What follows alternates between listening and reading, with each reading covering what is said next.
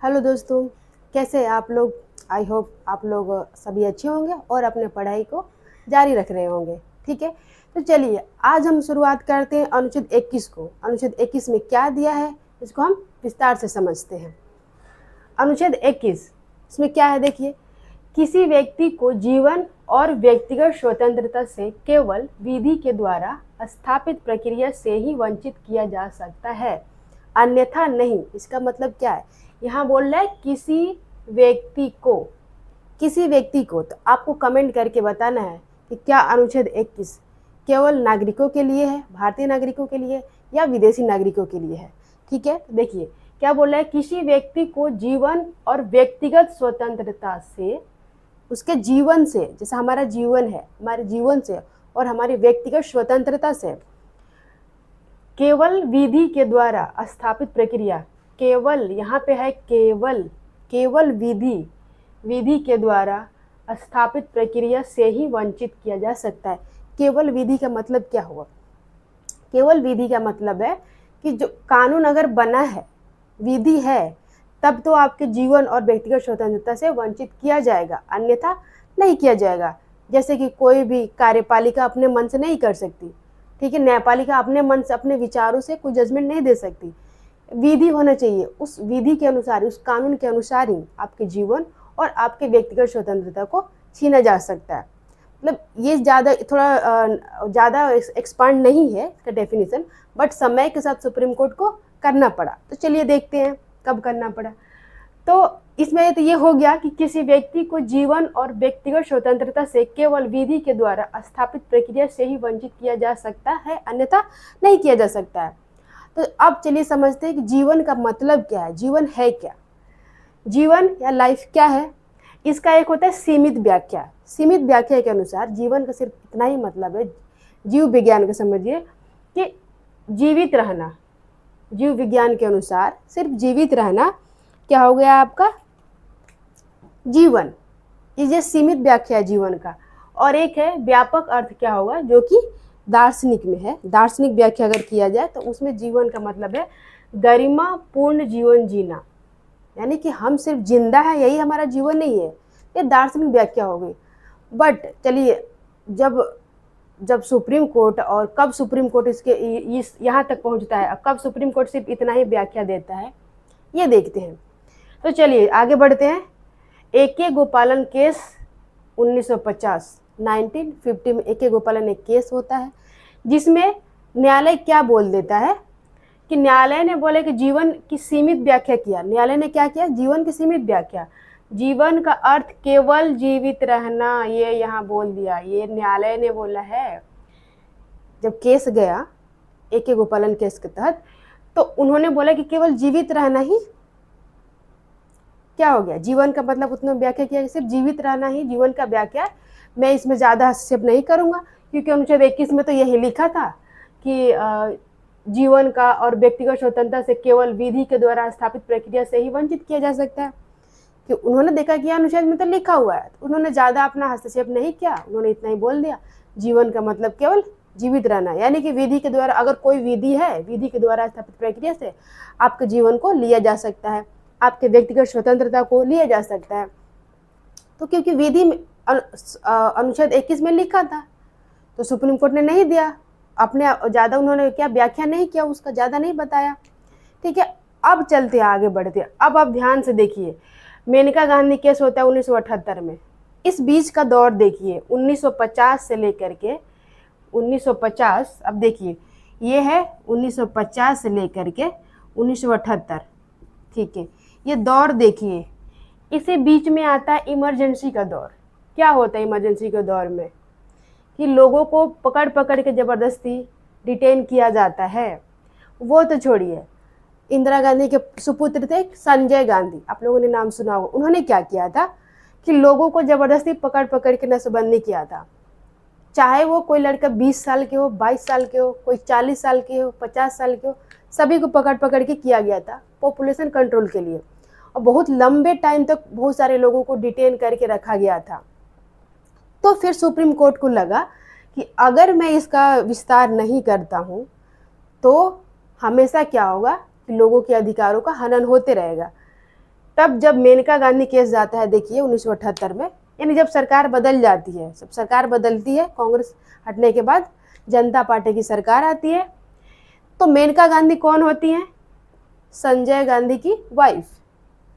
तो अब क्या किया जाता है, जो नई जो सरकार आती है वो बोलती है मेनका गांधी से कि आप अपना पासपोर्ट हमें दे दो, ये जब्त करना चाहते हैं, इनको विदेश जाने से रोकना चाहते हैं।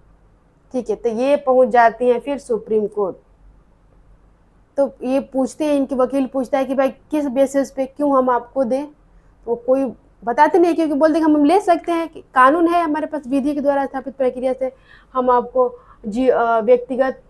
व्यक्ति को जीवन और व्यक्तिगत स्वतंत्रता से ले सकते हैं, केवल विधि के द्वारा, कानून के द्वारा। तब फिर इस केस में सुप्रीम कोर्ट बताता है कि नहीं, जीवन का मतलब केवल जीवित रहना नहीं है, उसे क्या जीवन चाहिए? न्यायालय के अनुसार जीवन का अर्थ केवल जीवित रहना नहीं, बल्कि मानवीय गरिमा के साथ जीना। ठीक है, सुप्रीम कोर्ट को लग गया कि ठीक है, जो कांग्रेस ने किया उस टाइम वो तो गलत था ही, जो कि किया गया।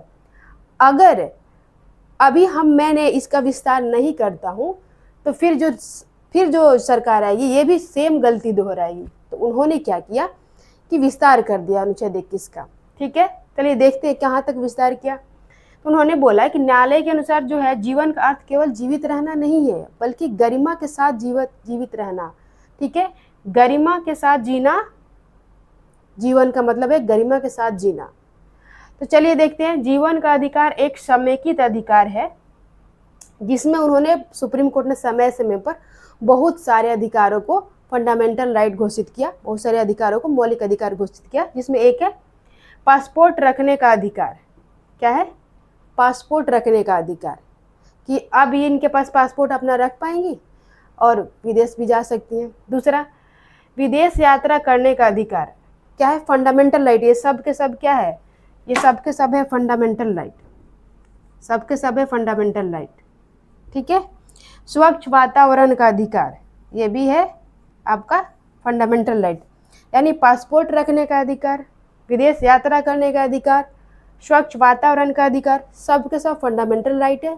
सुप्रीम कोर्ट ने समय के साथ ये सबको इसमें शामिल करते गया अनुच्छेद 21 में। ठीक है, क्योंकि इसकी ज़रूरत थी। ये सारे जो केसेज है ना, अलग अलग वीडियोज़ में हम विस्तार से समझेंगे, जो कि जब सबसे ज़्यादा जो इम्पोर्टेंट होगा उसे तो हमें पढ़ना ही पड़ेगा। इसमें बहुत सारे हैं, मतलब कम से कम 25-26 ऐसे अधिकार है जो इसमें शामिल किया गया है। ठीक है, बट जो ज़्यादा इम्पोर्टेंट है हम उसको पढ़ेंगे। अब आता है रोजी रोटी का अधिकार। रोजी रोटी का अधिकार का मतलब ये नहीं है कि नौकरी का अधिकार, कि आपको सरकारी नौकरी दिया जाए। रोजी रोटी का इतना ही मतलब है कि आपको जीवित रहने के लिए, आपको जीवन यापन चलाने के लिए आपके पास कोई काम होना चाहिए। तो ये है रोजी रोटी का अधिकार। ठीक है, निंद्रा का अधिकार, आपके सोने का भी अधिकार इसी में शामिल किया गया, कि आपको कोई बीच रात में जाके नहीं उठा सकता। ये हुआ था निंद्रा का अधिकार 2011 में, इसको फंडामेंटल राइट घोषित किया गया था। बाबा रामदेव बनाम दिल्ली पुलिस, जो आपने सुना होगा कि रात को दिल्ली पुलिस पहुंच गई थी। तो इसके कारण क्या हुआ कि इन्होंने केस किया, तो फिर सुप्रीम कोर्ट ने बोला कि नहीं, सोने का अधिकार है, निंद्रा का अधिकार है, आप भी रात को जाके आप डिस्टर्ब नहीं कर सकते। ठीक है, तो फिर निजता का अधिकार। निजता का अधिकार तो सबसे ज़्यादा इम्पोर्टेंट है। ये पुट्टास्वामी केस है, इस पर बेस है। आपने सुना होगा एक पेगासस के बारे में। ठीक है, जो कि इजराइल की एक कंपनी है, जिन्होंने क्या किया कि वो सिर्फ सरकारों को ही देती है किसी के फ़ोन टैपिंग के लिए, पेगासस। तो ये सब रिलेटेड है ये निजता के अधिकार से, कि कोई किसी आपके फ़ोन को कोई टैप नहीं कर सकता। ठीक है, आपके पर्सनल चीज़ों में कोई इंटरफेयर नहीं कर सकता। तो ये निजता का अधिकार है। इसको हम अलग वीडियो में, सिर्फ एक वीडियो में सिर्फ इसी को पढ़ेंगे। ये पुट्टास्वामी केस में आता है। आगे देखिए, इच्छा अनुसार जीवन साथी चुनने का अधिकार। ये भी क्या है? एक फंडामेंटल राइट है, कि हम अपने इच्छा से अपना जीवन साथी चुन सकेंगे।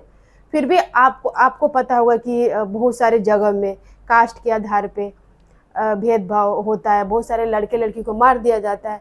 आपने पढ़ा होगा कि खाप पंचायत का नाम अगर आपने सुना होगा, कितना खतरनाक है, कि यहाँ तक कि पुलिस भी कई बार उनके साथ मिल जाते हैं।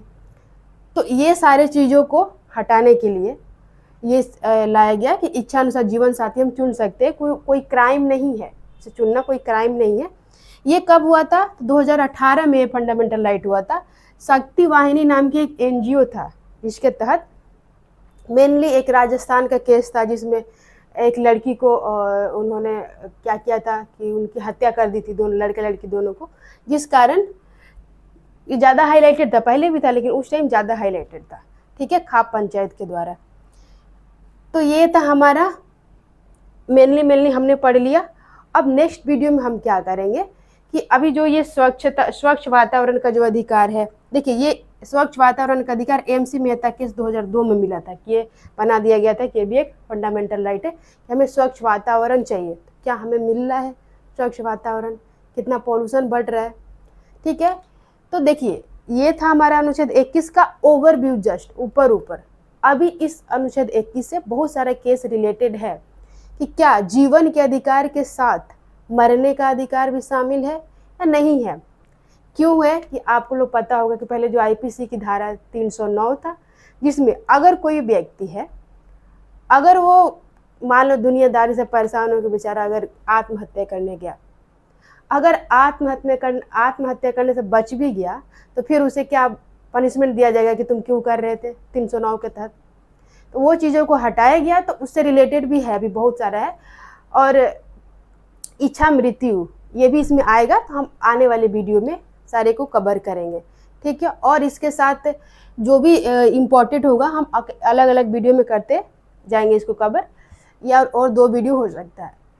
तो चलिए आप कमेंट करके बताइएगा कि आपको ये वीडियो कैसा लगा, और अपने दोस्तों को ज़रूर शेयर कीजिएगा, और इसी तरह जुड़े रहिए। छोटे छोटे वीडियो में आपको बहुत ही ज़्यादा इन्फॉर्मेशन मिलेंगे। धन्यवाद।